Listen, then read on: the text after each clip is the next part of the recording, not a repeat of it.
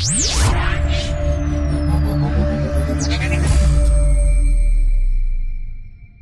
banyak syarat dan pelajaran yang kita akan petik dari kisah-kisah yang diceritakan oleh masyayikh kita tentang uqubah man tarakas salat, hukuman bagi orang-orang yang meninggalkan salat. Ma'asyiral muslimin yang dimuliakan Allah Subhanahu wa taala, kisah ini kebanyakan berasal dari para pemandi jenazah. Pertama, seorang syekh bercerita tentang seorang gadis namanya Maria. Gadis ini sangat cantik, bahkan memiliki kulit yang sangat putih sekali. Akan tetapi kecantikan dan keputihannya memfitnah manusia. Semasa dia sekolah, mungkin setingkat aliyah, SMA mungkin di tempat kita, dia sudah terbiasa meninggalkan sholat, sama sekali tidak mau melaksanakan sholat, padahal orang tuanya terus membimbing anak ini untuk sholat. Tapi Allah Subhanahu wa taala takdirkan memang terkadang anak itu menjadi fitnah bagi orang tuanya, sampai akhirnya dia masuk perguruan tinggi. Di semester pertama, kedua, ketiga pun tidak sadar juga. Bahkan celakanya, dia banyak memfitnah kalangan laki-laki. Akhirnya terjerumuslah kepada pergaulan bebas. Begitulah awal dari meninggalkan salat, pasti akan mengundang kepada fahsya dan mungkar. Orang kalau sudah meninggalkan salat itu pasti akan melakukan fahsya, keburukan dan kemungkaran. Karena Allah Subhanahu wa taala yang mengatakan innas salata tanha 'anil fahsya'i wal munkar. Jadi satu hari anak gadis ini diajak kawannya menggunakan kendaraan mobil. Allah takdirkan kecelakaan.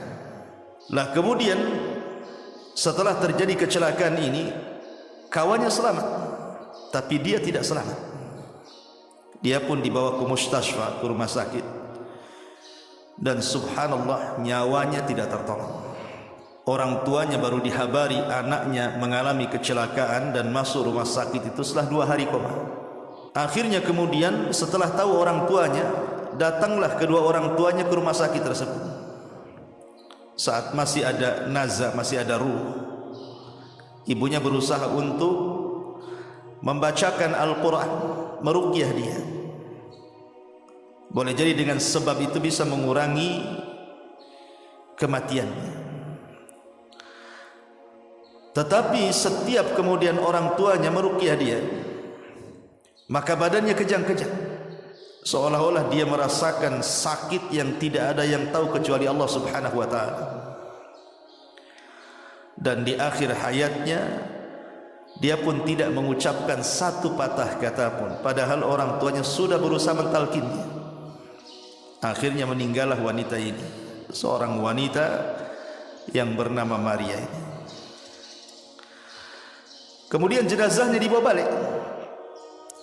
Akhirnya kemudian orang tuanya memanggil orang yang bisa atau biasa memandikan jenazah. Maka yang memandikan jenazah ini kemudian masuk ke tempat pemandian. Subhanallah, baru saja kemudian dia menyingkap kain yang menutup wajahnya itu, wajahnya berubah, yang tadinya cantik putih menjadi hitam kelam, seolah-olah terbakar. Yang lebih parah lagi, keluar bau dari mulutnya, rupanya mengeluarkan kotoran. Biasa orang memandikan jenazah membersihkan kotoran dari duburnya, tapi ini keluar kotoran dari mulutnya. Akhirnya sang pemandi jenazah ini tidak tahan karena baunya. Dia berusaha mengikat lehernya supaya tidak keluar lagi kotorannya, tapi terus keluar. Naudzubillah. Akhirnya kemudian dia pun tidak tahan keluar. Kemudian menceritakan secara rahasia kepada orang tuanya. Karena ini aib masalahnya kan kita. Akhirnya kemudian masuklah dia dan kedua orang tuanya, kemudian memandikan bersama-sama. Walaupun sesulit apapun, akhirnya selesailah pemandian itu. Kemudian diangkat jenazah itu, kemudian dikafani dan dikuburkan. Pemandi jenazah ini kemudian mulai bercerita kepada orang tuanya, sebenarnya ada apa dengan anakmu ini?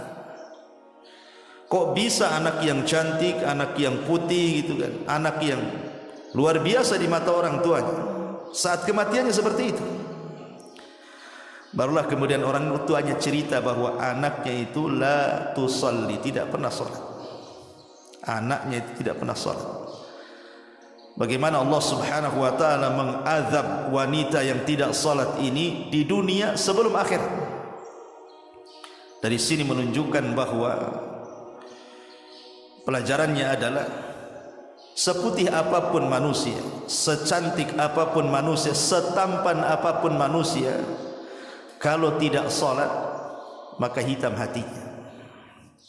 Tapi sehitam apapun manusia, selegam apapun manusia, kalau dia salat, dialah orang putih sebenarnya. Ini satu kisah. Kisah yang kedua masih dari seorang pemandi jenazah. Jadi satu hari ada anak muda meninggal. Kemudian kedua orang tuanya mencari pemandi jenazah. Dapatlah yang memandikan jenazah. Kondisinya sama dengan kisah yang pertama. Jadi ketika kemudian sang pemandi jenazah ini masuk ke ruang jenazah, ke ruang pemandian jenazah itu, dilihatnya badannya biasa-biasa saja. Maksudnya anak ini tampan, putih, tidak ada masalah. Maka sebagaimana biasa, seorang pemandi jenazah tentu menyediakan kapur baru, kemudian juga daun bidara, air dan yang semacamnya, sabun. Yang membuat kaget pemandi jenazah ini, saat disiramkan itu air yang bercampur daun bidara ke wajahnya itu, tiba-tiba berubah wajahnya. Subhanallah. Wajahnya yang tadinya putih menjadi hitam gelap, seolah-olah terbakar. Akhirnya dia kaget. Apa yang salah dengan dia? Dia hanya menyiramkan air yang ada campuran bidara ke wajahnya, tiba-tiba seolah-olah menyiramkan air keras, langsung hitam wajahnya. Dia pun ketakutan. Akhirnya kemudian keluar dia. Kemudian dia bertanya kepada jamaah yang hadir di situ, siapa orang tua dari jenazah ini? Tidak ada yang mengaku. Dia berteriak lagi, man abu, siapa bapaknya? Tidak ada yang menjawab. Dia pun berteriak lagi, man abu, siapa bapaknya? Rupanya dari belakang orang-orang yang ramai itu mengatakan, ana abu, saya bapaknya. Kemudian dipanggillah bapaknya, suruh masuk ke ruang pemandian jenazah. Tidak mau. Kemudian dia mengatakan, tolong, itu anak. Akhirnya orang tua ini dipaksa untuk masuk ke pemandian jenazah. Masuk juga akhirnya.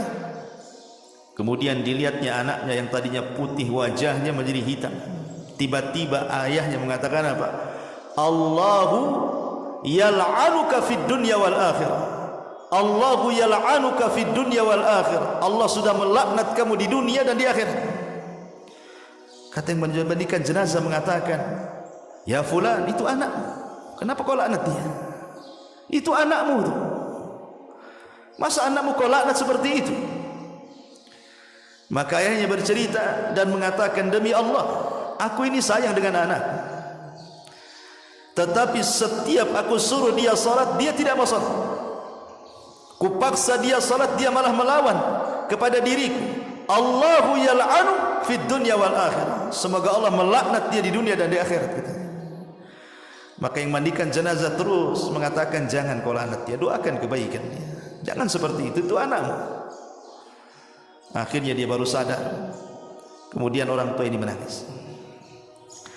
Selepas itu kemudian sepakat orang tua dan yang mandikan jenazah agar jangan menceritakan kepada siapapun. Kemudian jenazah ini dikafani, dibawa ke kuburan.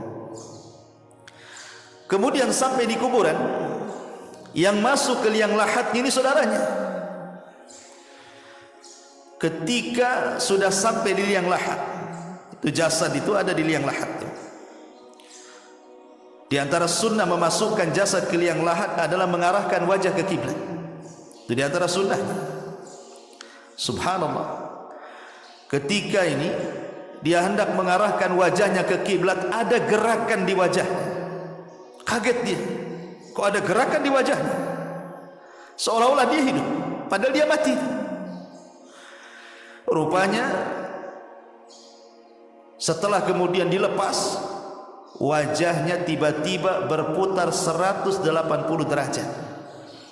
Berputar, tidak mau mengarah ke kiblat. Diputar lagi, terputar lagi ke arah lain. Sampai 3 kali, akhirnya ketakutan.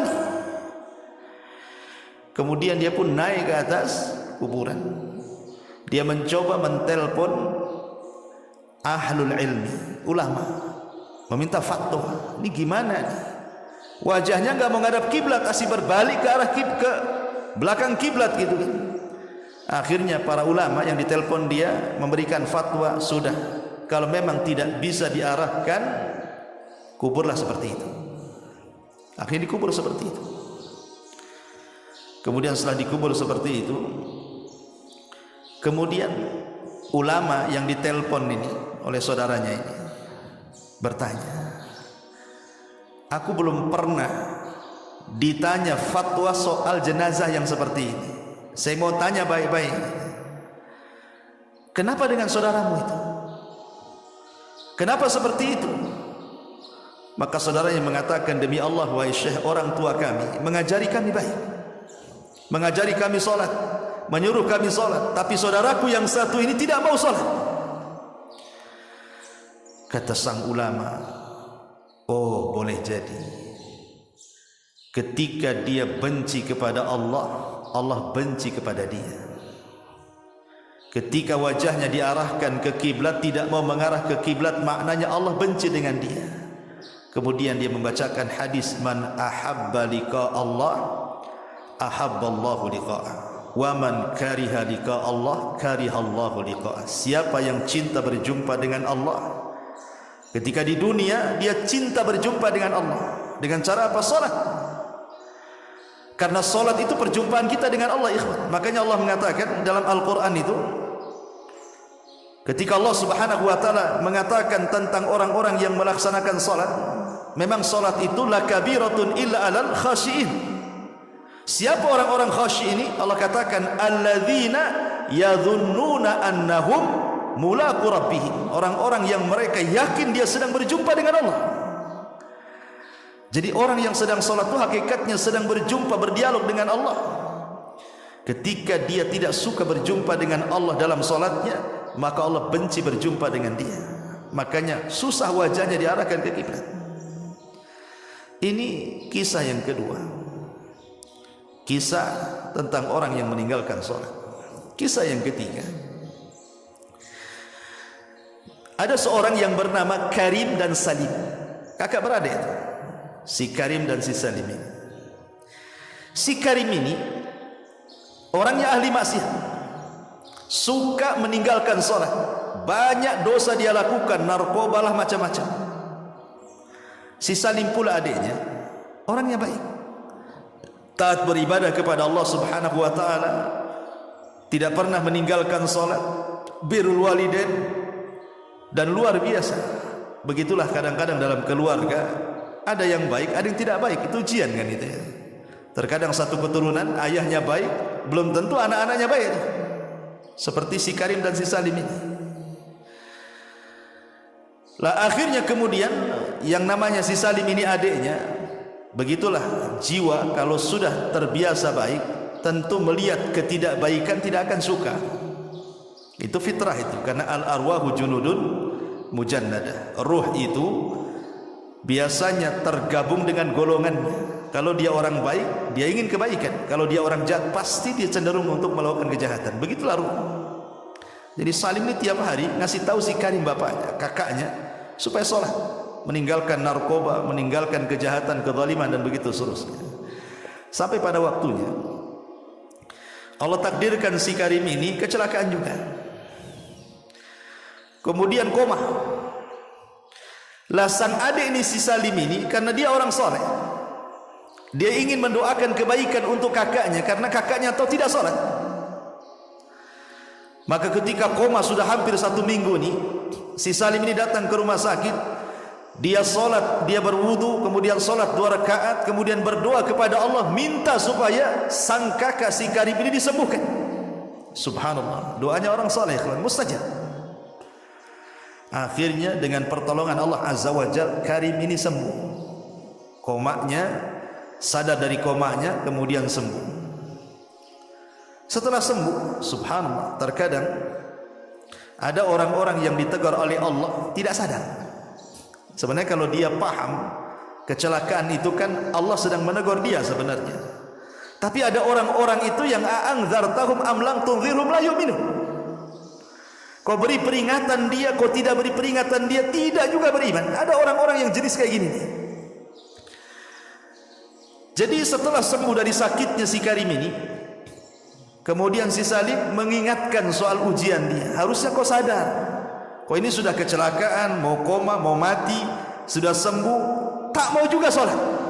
Ada apa dengan kamu ini? Sampai pada waktunya, rupanya si Karim ini punya kawan maksiatnya, kecelakaan, meninggal. Akhirnya si Karim ini ketakutan dia. Sejak itulah kehidupannya tidak tenang, selalu dimimpikan dengan mimpi buruk. Sampai pada waktunya dia pernah bermimpi melihat kawannya yang sesama ahli maksiat itu sedang diazab Allah Subhanahu wa taala dalam mimpinya. Naudzubillah. Dari situlah kemudian dia tersadar.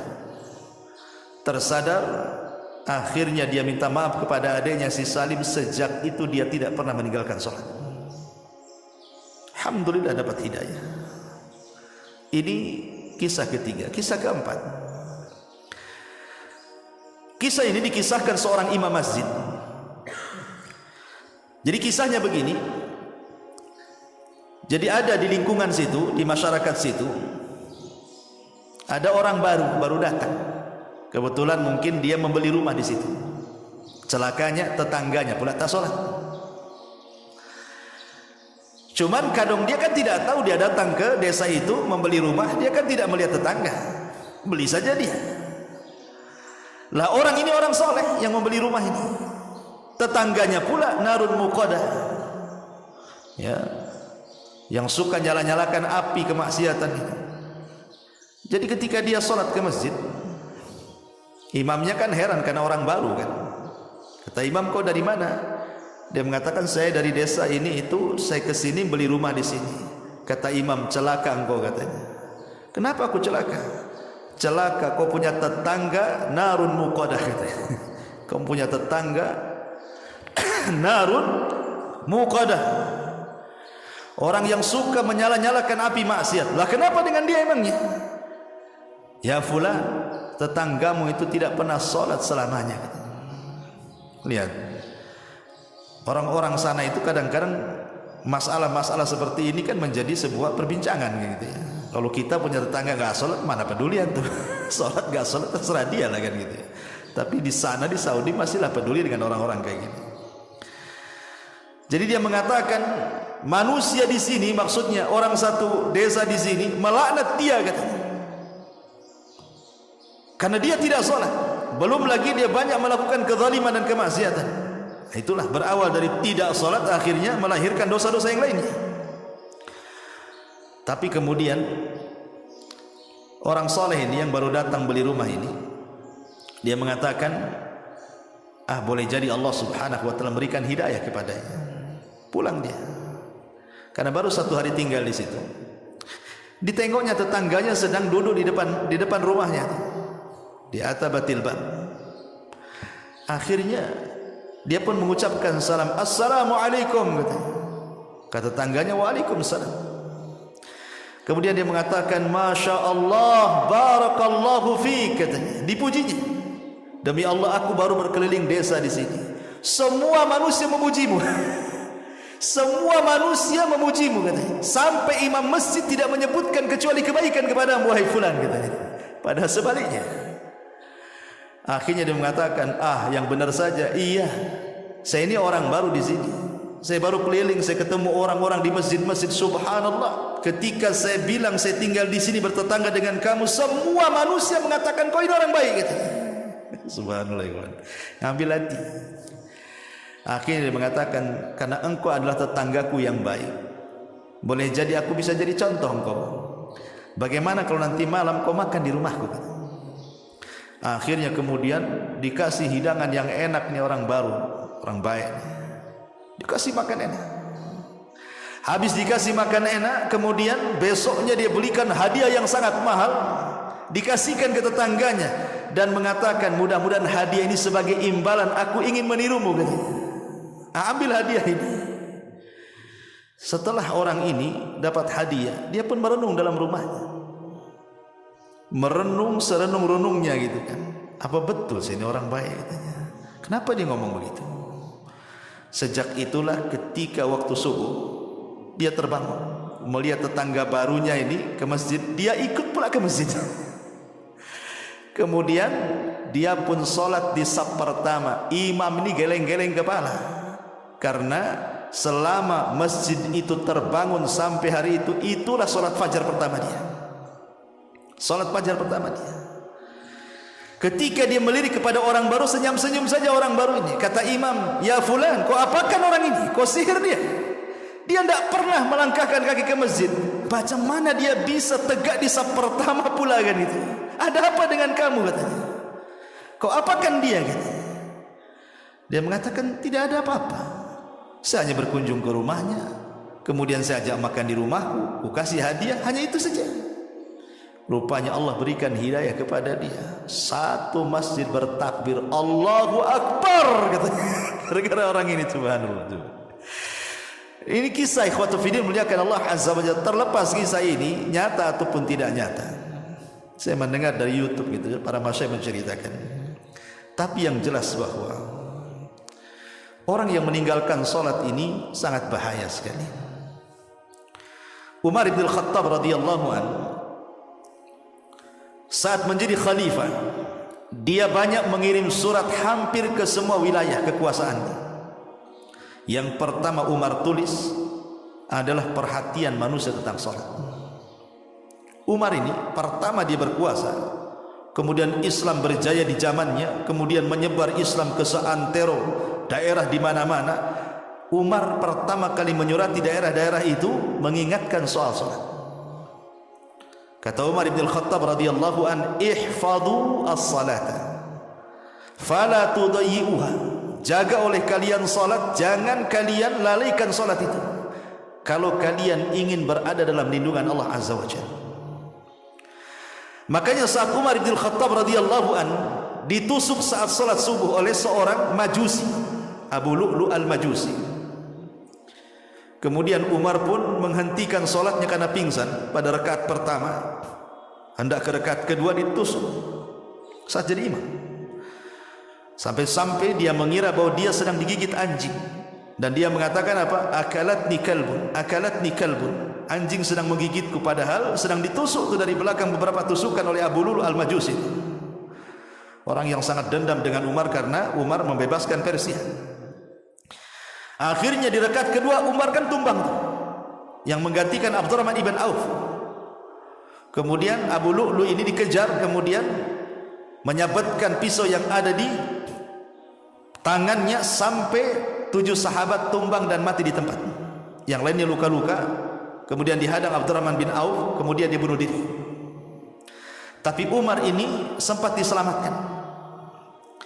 Ketika diselamatkan Umar ini, tabib didatangkan, setiap dimasukkan obat keluar dari bekas lukanya. Kata tabib, Umar tidak mungkin selamat. Umar ketika itu pingsan. Akhirnya kemudian orang-orang berusaha menyadarkan Umar bin Khattab, tapi tak sadar-sadar.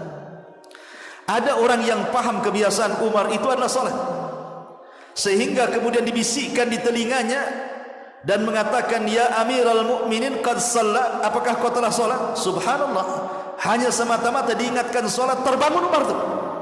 Ini heran ya, orang pingsan diingatkan salat bisa bangun. Kita ini tak pingsan, kita ini hanya tidur.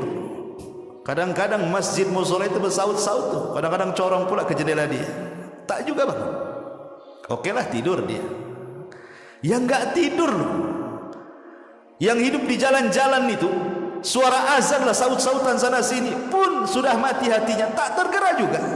Umar ini sedang pingsan, diingatkan sholat, terbangun dia dan mengatakan, Allahu qad shallait, katanya. Demi Allah aku tadi perasaan sudah sholat, katanya.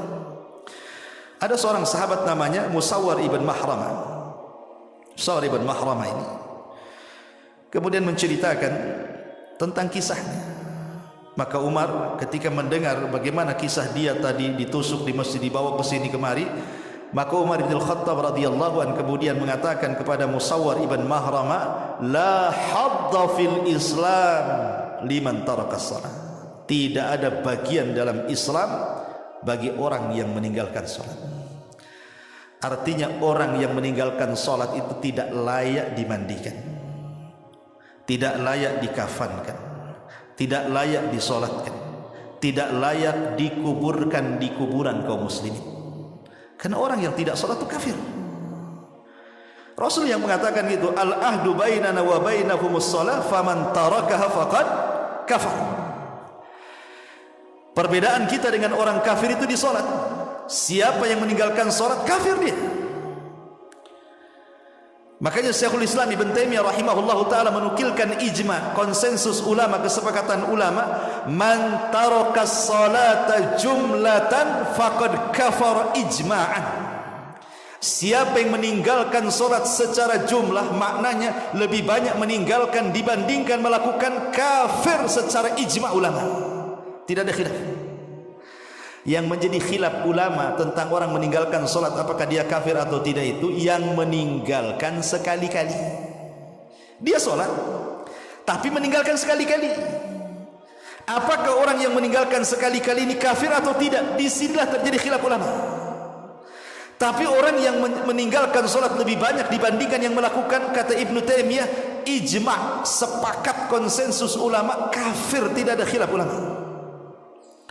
Tapi kalau yang sekali-kali meninggalkan, di sini khilaf ulama. Kata Syekh Albani rahimahullahu taala, lihat meninggalkannya. Kalau meninggalkannya dia kufur dengan kewajibannya, kafir. Tapi kalau meninggalkannya hanya karena malas, hanya karena ada hal-hal yang menjadikan dia tidak sholat, ini tidak kafir, hanya fasik saja.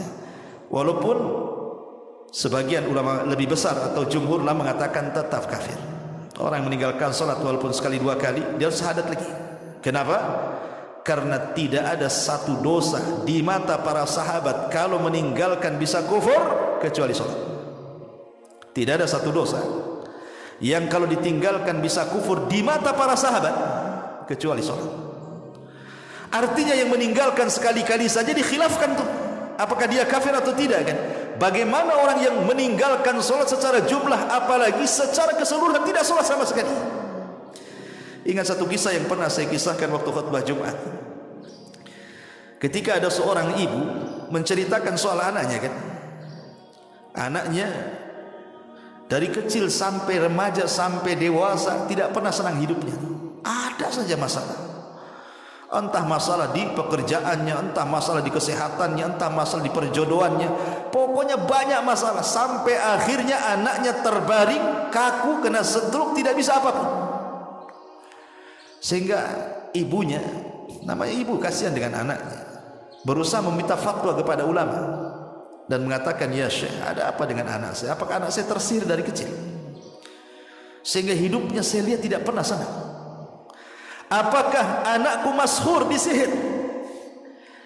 Kata Syekh tidak langsung mengiyakan. Dia hanya mengatakan, apa anakmu sholat? Disinilah jawabannya. Kata ibunya, anakku tidak pernah sholat. Kata Syekh, itulah masalahnya. Kenapa anakmu tidak pernah senang dari kecil, remaja sampai dewasa? Karena anakmu tidak sholat. Kemudian Syekh menceritakan, kenapa anakmu tidak solat sehingga tidak pernah merasakan kesenangan hidup? Ingat, solat itu adalah tali yang menghubungkan kita dengan Allah. Makanya solat disebut solat, diambil dari kata silah. Silah itu artinya hubungan. Hubungan antara kita dengan Allah, makanya disebut solat. Karena solat itu kita sedang berhubungan dengan Allah.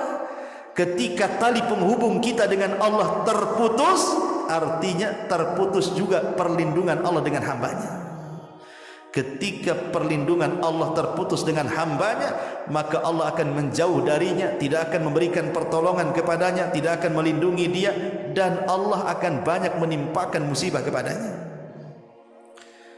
Kemudian kata Syekh ini, coba bayangkan, kalau anakmu tidak sholat, kemudian dia terbangun di pagi hari, dia meninggalkan sholat subuh, berarti anakmu terbangun dalam kondisi dilaknat Allah dan dilaknat semua manusia.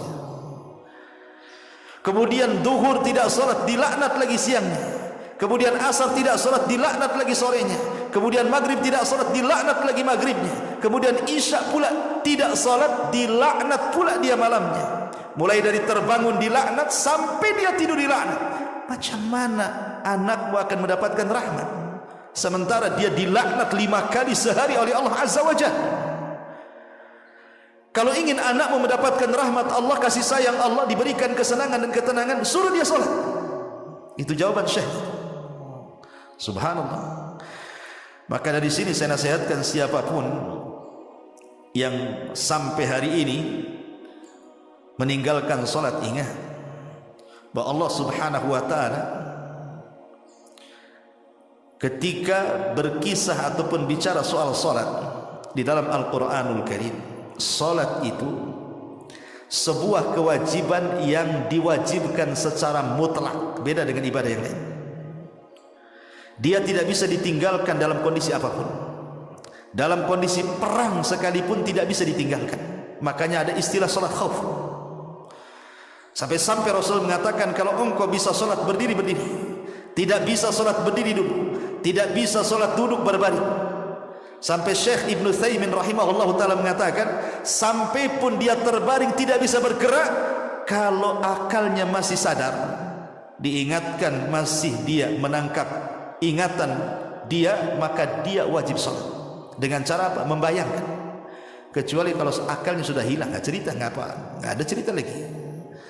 Tapi kalau akalnya masih bersarang di otaknya dan diingatkan dia masih ingat, sholat. Sampai seperti itu.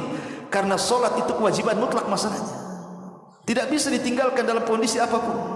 Makanya saya heran, ada orang kerja di bengkel penuh dengan oli, kemudian diingatkan sholat. Kenapa kau tak sholat? Nggak bisa, kotor nih, banyak oli katanya. Emang oli najis kecuali kau kencing di celana? Iyalah kan itu. Bahkan ada petani-petani yang kotor badannya dengan tanah gitu, tidak mau sholat hanya gara-gara kotor. Tanah tidak najis. Ya memang sebaiknya sholat itu bersih, tapi dalam kondisi anda tidak punya pakaian lagi, mau apa? Sholat. Sampai pun di kamar mandi sekalipun terkunci, kata Ibnu Taimiyah rahimahullah dalam Fatawa Al-Majmul, Fatawa dalam kitabnya, ketika di soal-soal orang yang masuk kamar mandi terkunci. Jadi antum masuk kamar mandi terkunci dari luar, tidak bisa keluar, nggak ada yang membuka. Pamannya antum masuk kamar mandi pagi sendirian di rumah, terkunci, mungkin baru ada yang membuka di sore hari, berarti lewat padanya duhur dan asar. Bagaimana orang yang terkunci di kamar mandi? Kamar mandi kan tempat najis. Apakah kemudian dia harus menunggu orang yang membukanya sampai maghrib, ataukah dia sholat? Kata Ibnu Taimiyah, sholat di kamar mandi. Sholat di kamar mandi, karena dia meninggalkan 2 waktu nantinya, duhur dan asar. Kenapa demikian? Karena meninggalkan kewajiban itu lebih berdosa dibandingkan melaksanakan yang diharamkan. Itu kaidahnya. Tarkul wajib asyad min irtikabil muharramat. Meninggalkan yang wajib itu lebih parah dosanya dibandingkan melakukan hal-hal yang diharamkan. Salat di kamar mandi haram, tidak boleh. Tapi meninggalkan salat lebih parah lagi dosanya. Itu maksudnya. Maka tetap salat. Dari sini menunjukkan apa? Kewajiban sholat itu adalah kewajiban mutlak. Bahkan Nabi SAW mengistilahkan sholat itu kan tiangnya agama. Kalau antum sedang di rumah, tiba-tiba ada orang datang menghancurkan tiang-tiang rumah kita, kemudian rumah kita roboh, kira-kira apa yang antum ucapkan kepada orang itu? Antum bisa marah kan? Bisa emosi lah kan itu. Masa rumah dirobohkan? Tapi ketika antum melihat orang yang tidak sholat, diam-diam saja. Padahal orang yang meninggalkan sholat itu dia sedang merobohkan agama. Kita marah dengan orang yang merobohkan rumah kita, tapi kita tidak marah dengan orang yang merobohkan agama. Coba bayangkan, kan aneh itu. Rasul yang mengatakan as-salatu amududdin, sholat itu tiangnya agama. Kata Nabi SAW, Ra'sul amri al-Islam wa amuduhu salah wa dhirwatu sanamihil jihadu fi sabilillah. Pokok urusan hidup manusia itu Islam, tiangnya salat. Puncak dari amal soleh adalah jihad di jalan Allah Subhanahu wa ta'ala. Dan ingat, orang yang meninggalkan salat, Allah tidak akan melihatnya, Allah tidak akan bicara dengan dia, Allah tidak akan membersihkannya. Hilang cahaya di wajahnya, terputus dengan langit, tidak ada hubungan lagi dengan Allah Subhanahu wa ta'ala. Kalau dia mati, sekali lagi saya ulangi, tidak disolatkan, tidak dimandikan, tidak dikafankan, tidak dikuburkan di kuburan kaum muslimin. Bahkan kalaupun dia hidup, dia tidak boleh masuk Mekah dan Madinah, karena dia dianggap najis. Tidak boleh orang meninggalkan solat masuk Mekah dan Madinah. Bahkan tidak halal penyembelihannya. Kalau dia menyembelih binatang, orang yang tidak solat tidak halal. Bagaimana orang kafir? Halal penyembelihannya. Tidak bisa seperti itu. Bahkan kalau kita melihat di permulaan dakwah Rasul, surat yang pertama turun apa? Iqra. Rasul disuruh belajar. Kemudian surat setelahnya Al-Mudaththir dan Al-Muzammil.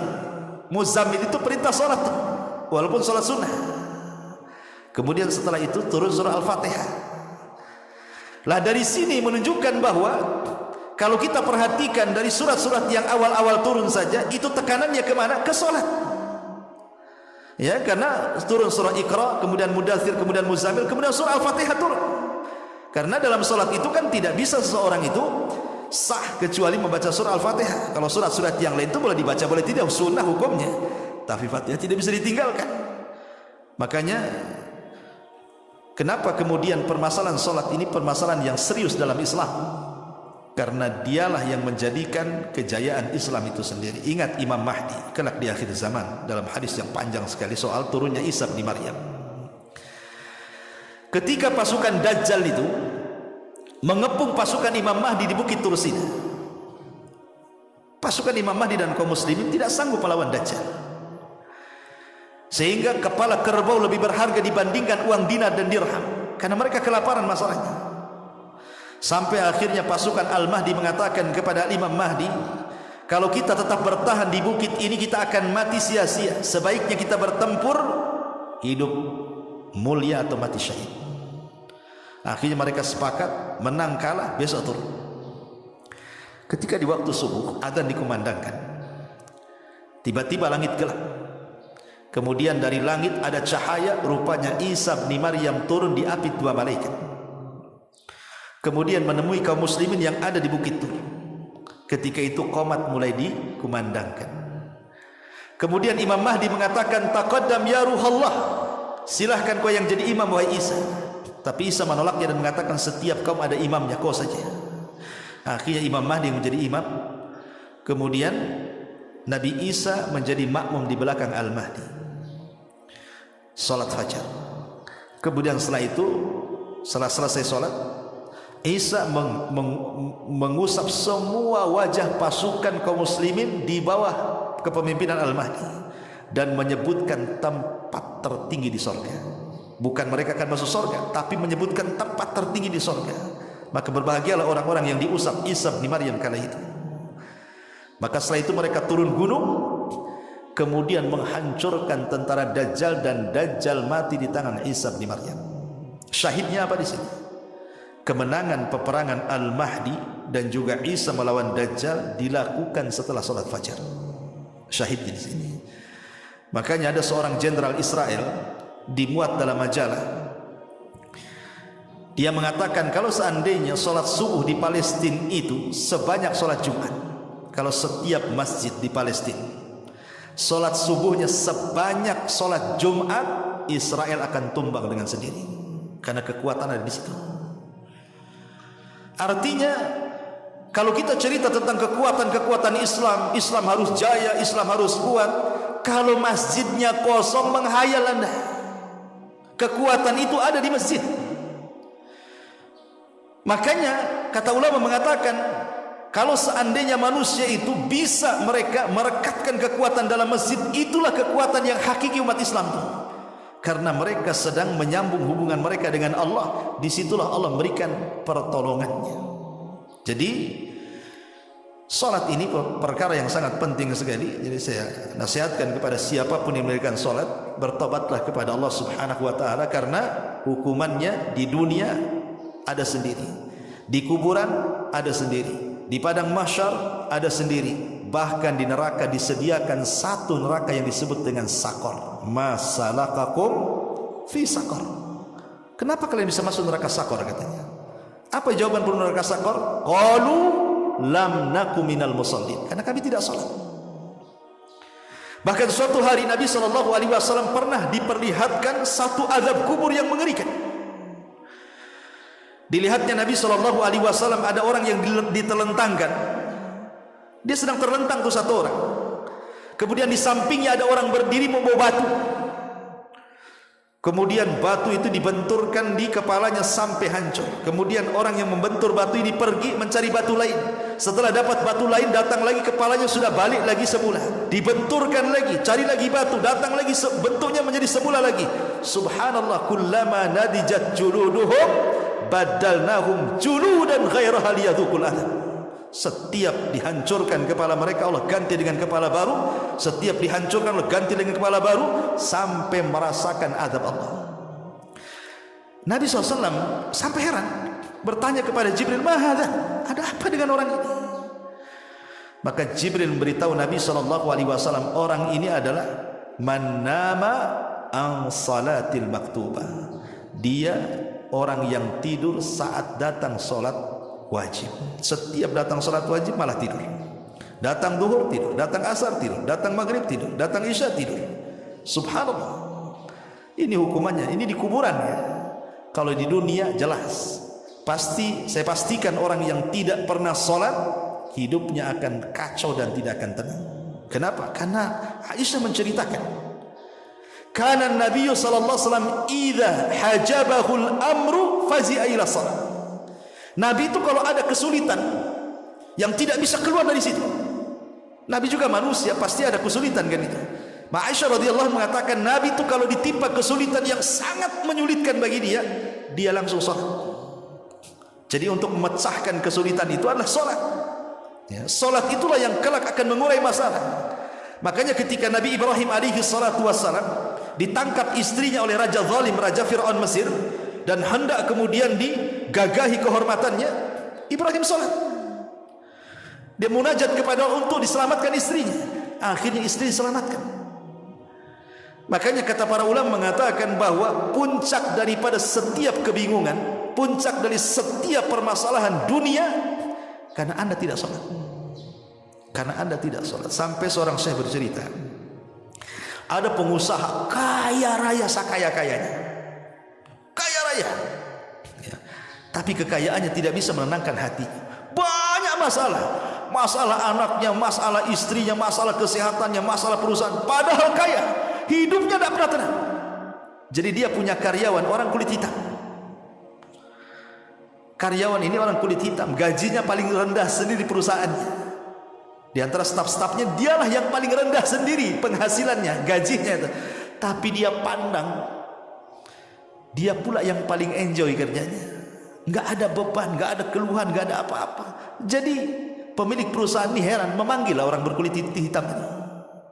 Aku lihat kok tenang-tenang saja hidupmu, kok biasa saja, kok gaji paling kecil, tapi saya lihat paling banyak tertawa, paling banyak tersenyum, nggak ada beban bagi hidupmu. Apa rahasiamu katanya? Dia mengatakan, tidak ada apa-apa wahai Tuhan. Saya hanya berusaha menjaga 5 waktu sholat. Itulah rahasia ketenanganku. Sejak itulah dia meniru orang yang berkulit hitam yang karyawannya itu. Subhanallah. Disitulah rahasia di balik keajaiban sholat. Siapa yang meninggalkan sholat secara jumlah, maknanya lebih banyak meninggalkan dibandingkan melakukan, kafir secara ijma' ulama. Tidak ada khilaf. Yang menjadi khilaf ulama tentang orang meninggalkan solat apakah dia kafir atau tidak itu yang meninggalkan sekali-kali. Dia solat tapi meninggalkan sekali-kali. Apakah orang yang meninggalkan sekali-kali ini kafir atau tidak? Disinilah terjadi khilaf ulama. Tapi orang yang meninggalkan solat lebih banyak dibandingkan yang melakukan, kata Ibnu Taimiyah, ijma', sepakat konsensus ulama, kafir, tidak ada khilaf ulama. Tapi kalau yang sekali-kali meninggalkan, di sini khilaf ulama. Kata Syekh Albani rahimahullahu taala, lihat meninggalkannya. Kalau meninggalkannya dia kufur dengan kewajibannya, kafir. Tapi kalau meninggalkannya hanya karena malas, hanya karena ada hal-hal yang menjadikan dia tidak sholat, ini tidak kafir, hanya fasik saja. Walaupun sebagian ulama lebih besar atau jumhur ulama mengatakan tetap kafir. Orang meninggalkan sholat walaupun sekali dua kali, dia harus syahadat lagi. Kenapa? Karena tidak ada satu dosa di mata para sahabat kalau meninggalkan bisa kufur kecuali sholat. Tidak ada satu dosa yang kalau ditinggalkan bisa kufur di mata para sahabat kecuali sholat. Artinya yang meninggalkan sekali-kali saja dikhilafkan tuh, apakah dia kafir atau tidak kan? Bagaimana orang yang meninggalkan sholat secara jumlah, apalagi secara keseluruhan tidak sholat sama sekali? Ingat satu kisah yang pernah saya kisahkan waktu khutbah Jumat. Ketika ada seorang ibu menceritakan soal anaknya kan, anaknya dari kecil sampai remaja sampai dewasa tidak pernah senang hidupnya, ada saja masalah. Entah masalah di pekerjaannya, entah masalah di kesehatannya, entah masalah di perjodohannya, pokoknya banyak masalah. Sampai akhirnya anaknya terbaring kaku, kena stroke, tidak bisa apapun. Sehingga ibunya, namanya ibu kasihan dengan anaknya, berusaha meminta fatwa kepada ulama dan mengatakan, ya Syekh, ada apa dengan anak saya? Apakah anak saya tersihir dari kecil sehingga hidupnya saya lihat tidak pernah senang? Apakah anakku masyhur disihir?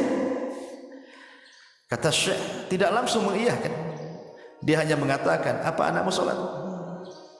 Disinilah jawabannya, kata ibunya, anakku tidak pernah sholat. Kata Syekh, itulah masalahnya.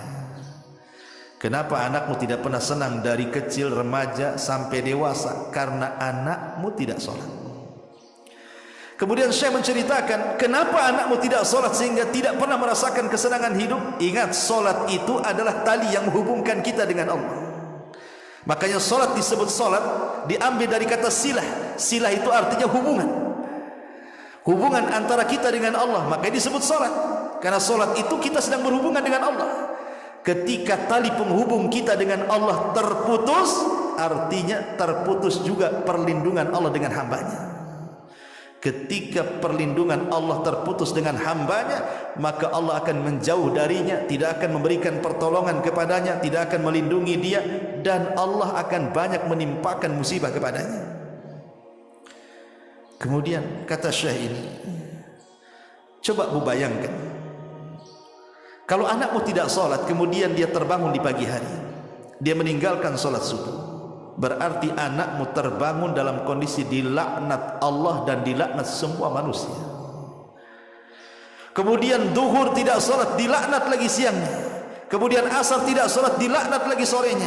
Kemudian maghrib tidak sholat, dilaknat lagi maghribnya. Kemudian isya pula tidak sholat, dilaknat pula dia malamnya. Mulai dari terbangun dilaknat sampai dia tidur dilaknat. Macam mana anakmu akan mendapatkan rahmat sementara dia dilaknat 5 kali sehari oleh Allah Azza wa Jalla? Kalau ingin anakmu mendapatkan rahmat Allah, kasih sayang Allah, diberikan kesenangan dan ketenangan, suruh dia sholat. Itu jawaban Syekh. Subhanallah. Maka dari sini saya nasihatkan siapapun yang sampai hari ini meninggalkan sholat, ingat bahwa Allah Subhanahu wa ta'ala ketika berkisah ataupun bicara soal salat di dalam Al-Qur'anul Karim, salat itu sebuah kewajiban yang diwajibkan secara mutlak, beda dengan ibadah yang lain. Dia tidak bisa ditinggalkan dalam kondisi apapun. Dalam kondisi perang sekalipun tidak bisa ditinggalkan. Makanya ada istilah salat khauf. Sampai-sampai Rasul mengatakan, kalau engkau bisa salat berdiri, berdiri. Tidak bisa solat berdiri dulu, tidak bisa solat duduk berbaring. Sampai Syekh Ibn Utsaimin rahimahullah ta'ala mengatakan, sampai pun dia terbaring tidak bisa bergerak, kalau akalnya masih sadar, diingatkan masih dia menangkap ingatan dia, maka dia wajib sholat. Dengan cara apa? Membayangkan. Kecuali kalau akalnya sudah hilang, nggak cerita, nggak apa, nggak ada cerita lagi. Tapi kalau akalnya masih bersarang di otaknya dan diingatkan dia masih ingat, sholat. Sampai seperti itu, karena sholat itu kewajiban mutlak masalahnya, tidak bisa ditinggalkan dalam kondisi apapun. Makanya saya heran, ada orang kerja di bengkel penuh dengan oli, kemudian diingatkan sholat. Kenapa kau tak sholat? Nggak bisa, kotor nih, banyak oli katanya. Emang oli najis kecuali kau kencing di celana? Iyalah kan itu. Bahkan ada petani-petani yang kotor badannya dengan tanah gitu, tidak mau sholat hanya gara-gara kotor. Tanah tidak najis. Ya memang sebaiknya sholat itu bersih, tapi dalam kondisi anda tidak punya pakaian lagi, mau apa? Sholat. Sampai pun di kamar mandi sekalipun terkunci, kata Ibnu Taimiyah rahimahullah dalam Fatawa Al-Majmul, Fatawa dalam kitabnya, ketika di soal-soal orang yang masuk kamar mandi terkunci. Jadi antum masuk kamar mandi terkunci dari luar, tidak bisa keluar, nggak ada yang membuka. Pamannya antum masuk kamar mandi pagi sendirian di rumah, terkunci, mungkin baru ada yang membuka di sore hari, berarti lewat padanya zuhur dan asar. Bagaimana orang yang terkunci di kamar mandi? Kamar mandi kan tempat najis.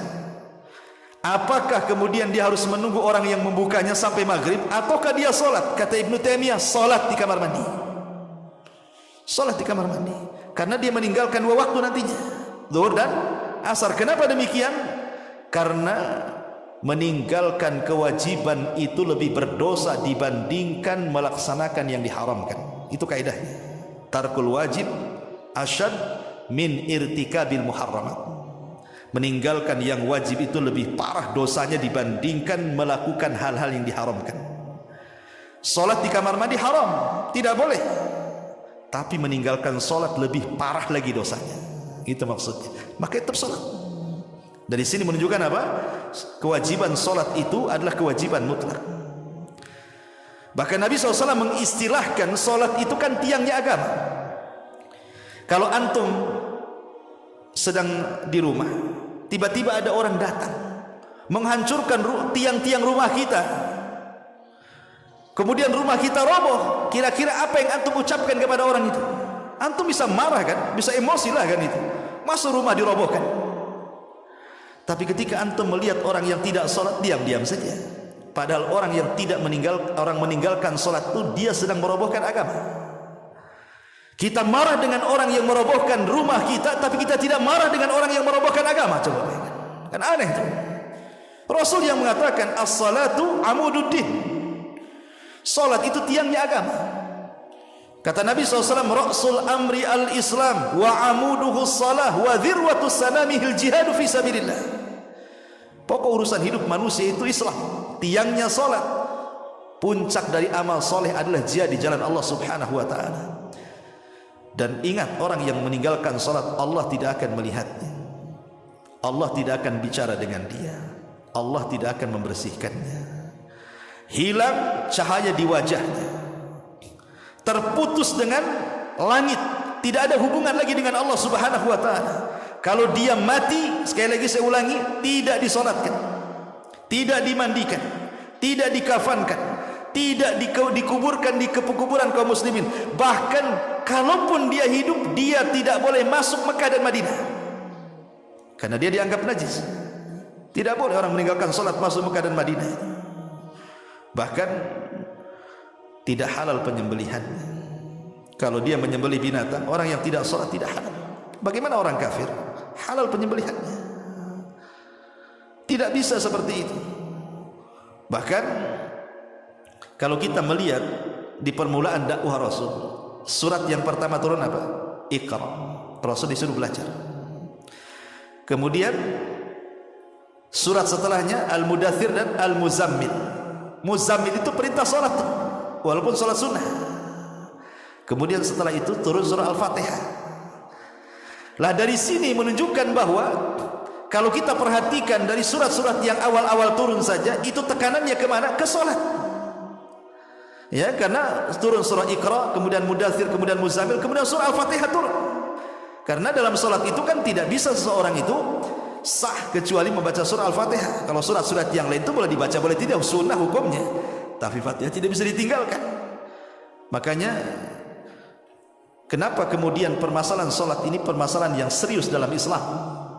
Karena dialah yang menjadikan kejayaan Islam itu sendiri. Ingat Imam Mahdi kelak di akhir zaman, dalam hadis yang panjang sekali soal turunnya Isa bin Maryam. Ketika pasukan Dajjal itu mengepung pasukan Imam Mahdi di Bukit Tursina, pasukan Imam Mahdi dan kaum muslimin tidak sanggup melawan Dajjal, sehingga kepala kerbau lebih berharga dibandingkan uang dinar dan dirham, karena mereka kelaparan masalahnya. Sampai akhirnya pasukan Al-Mahdi mengatakan kepada Imam Mahdi, kalau kita tetap bertahan di bukit ini kita akan mati sia-sia. Sebaiknya kita bertempur, hidup mulia atau mati syahid. Akhirnya mereka sepakat, menang kalah besok turun. Ketika di waktu subuh adzan dikumandangkan, tiba-tiba langit gelap. Kemudian dari langit ada cahaya, rupanya Isa bin Maryam turun diapit dua malaikat.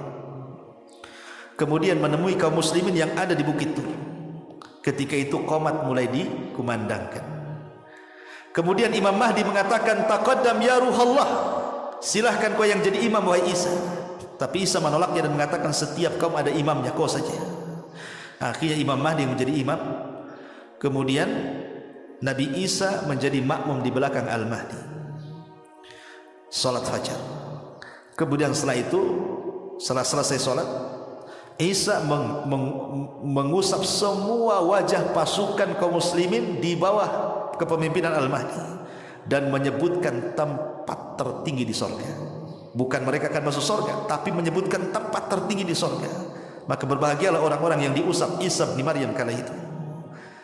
Maka setelah itu mereka turun gunung, kemudian menghancurkan tentara Dajjal, dan Dajjal mati di tangan Isa bin Maryam.